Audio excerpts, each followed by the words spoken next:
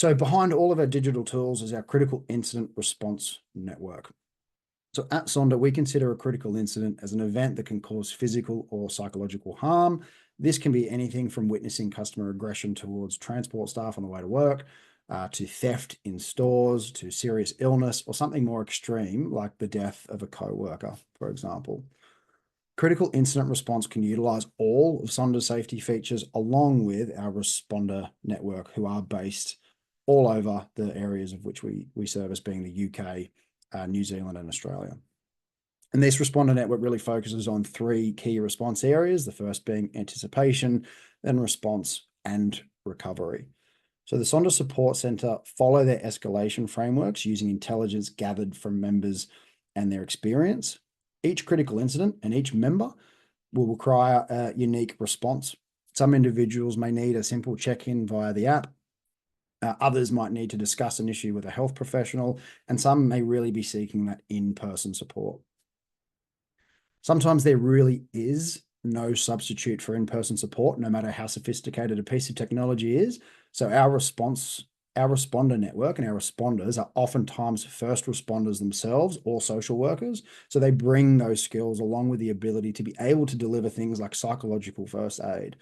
Whether it's a vulnerable individual who needs a support person to attend an appointment, for example, through to delivering psychological first aid to a workplace that's just been through a critical incident, our responders can be deployed very quickly and effectively across Australia, New Zealand, and the UK.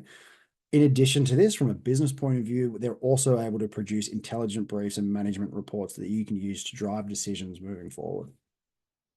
And speaking of businesses, while as an organization, you're not able to predict the occurrence of critical events or critical instances, you can put services in place to connect your people with support. So ensuring that there is trust and adoption means that appropriate support can be given in the days and the weeks following an event, as everybody will react differently. Just to sort of bring this to life briefly, we have a customer, a large supermarket chain. They had a store in Bondi Junction, which many of you listening will know was impacted by a fairly significant event in April this year.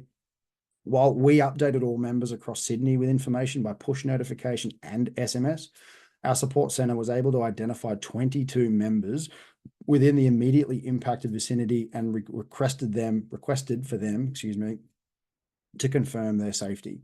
We deployed 3 responders to the area immediately and provided psychological first aid, and also organised some of these evacuated members with access to food and accommodation, as many of them couldn't access their phones, keys, or wallets, for example, as the whole centre was locked down.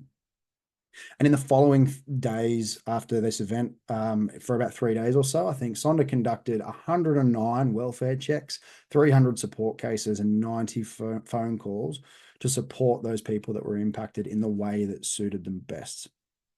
So when critical incidents occur, ensuring the response and recovery helps to minimize the impact on your people, which we know, if left unchecked, may lead to increased absenteeism, people leaving jobs, and obviously managers spending more time dealing with these issues.